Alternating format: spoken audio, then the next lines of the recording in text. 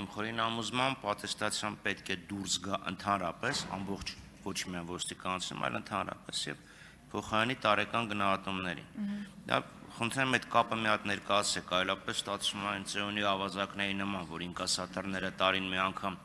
կրակելու նորմատիվ են հանձնում, եթե չեն ստանում, չեն հանձնում, շարունակում են ծառայել, այսինքն ինչ չհանձնես տարեկանը, հետո գալի ատեստացիան հանձնում է, ինչ մարդը 3 տարի ծառայում է, կատարողականները լավ վատ անցնում է շեմը,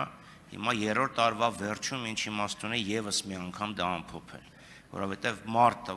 ատեստացիան անում ես, տեսնում ես ինքը համապատասխանում է, թե չէ։ Ամբողջ 3 տարվա աշխատանքով ցույց է տվել, որ համապատասխանում է։ Դրացուցիչ ստրեսի աղբյուր է։ Մյուս խնդիրը տեխնիկապես նայեք, լավ մարդը աշխատանքի է ընդունվում դիցուկ ապրիլի 1-ին, չէ, հաջորդ տարվա մարտի 31-ին տարեկան կատարողական, այն մյուսը տարեկան կատարողական, այն մյուսը տարեկան կատարողական եւ դրանից մի ժամ հետո էլ ատեստացիա։